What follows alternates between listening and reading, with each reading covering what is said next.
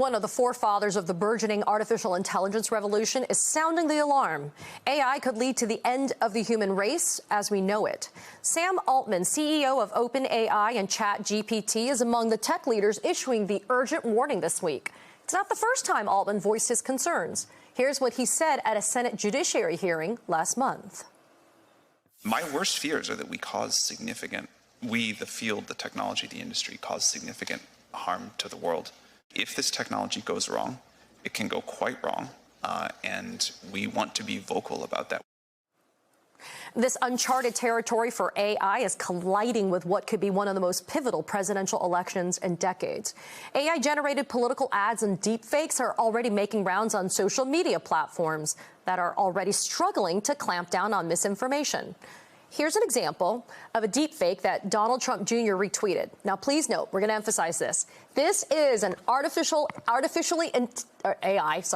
intelligence generated video of Florida Governor Ron DeSantis appearing as Michael Scott in The Office. Are you wearing lady clothes? What? Are you wearing lady clothes? Those look like lady pants. No, this is a power suit. Bet there's a woman's suit. I do not buy women's clothes. Joining me now is Phil Siegel, an expert in AI and the founder and CEO of CAPTRS, which is the Center of Advanced Preparedness and Threat Response Simulation. Phil, good morning. Thanks for joining us. First, look, some may laugh at that deep fake of DeSantis and say it's clearly just a joke, but there's no disclosure on that video that it was fake. We had to add a disclaimer and a graphic to make sure that our viewers are aware that it's AI generated. We're entering some pretty murky waters here. So how does all of this work, and how concerned should we be about the potential dangers of AI? Yeah, so I think there's really two questions there. Extinction versus misinformation are two different topics. But focusing on the misinformation, we have to separate that as well into really two areas. One is satire, and I think some of the types of deepfakes we're going to see are going to be classified as satire and are going to be allowed under the First Amendment, and we just have to be diligent in understanding what those things are.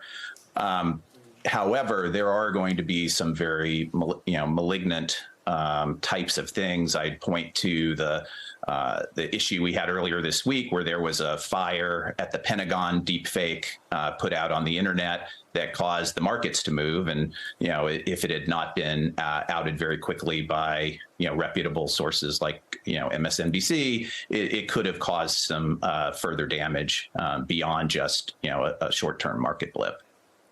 So, Phil, let's talk about hedging against that and maybe protecting the viewers. Democratic New York Representative Yvette Clarke last month introduced a bill that would require politicians to disclose when they're using AI in political ads. Democratic Minnesota Senator Amy Klobuchar also sponsored an identical bill. Do you agree that AI-generated political ads, and let's just stay in that particular lane, right, that political ads should be federally regulated? And how could something like that even be regulated? We talk about the First Amendment. We talk about satire. But what good is a warning label if nobody's going to read it?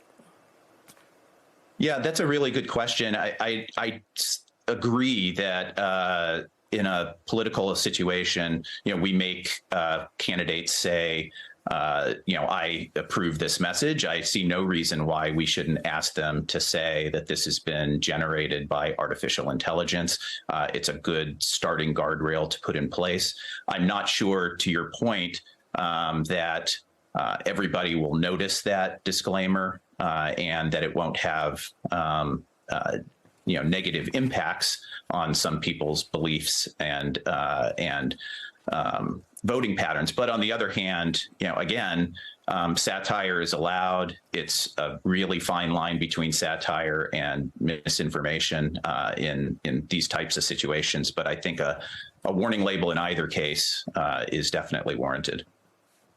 And Phil, what about the concerns about the extinction of the human race? Many of us have seen the Terminator movies, for example. I mean, again, that is entertainment, that is Hollywood, but there are some real kind of red flags that are being raised by people within the industry space that have, I think, a legitimate concern about where is going to be the ability to maybe ensure that it really doesn't spiral out of control. Is there maybe the responsibility ultimately then, Phil, on the humans that are at these companies that are behind these software and this technology to have to be responsible and held accountable if it does go completely south?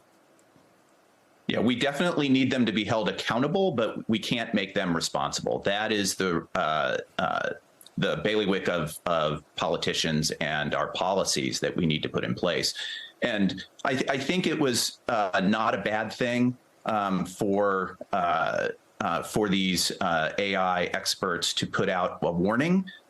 Because we need to get started. You know, if we had an early shot warning on social media, we would be much farther along on our regulation of that area as well. That being said, I don't worry very much about a Terminator 2 situation where the AI rises up and takes over, but I worry very much about bad actors using artificial intelligence to do bad things to society. And that's what our nonprofit is really about, is fighting that.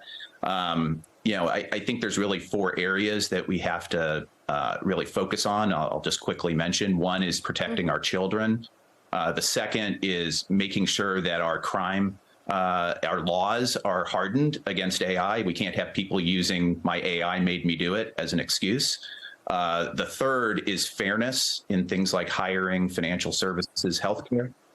And then, you know, the last one really is putting these guardrails in place.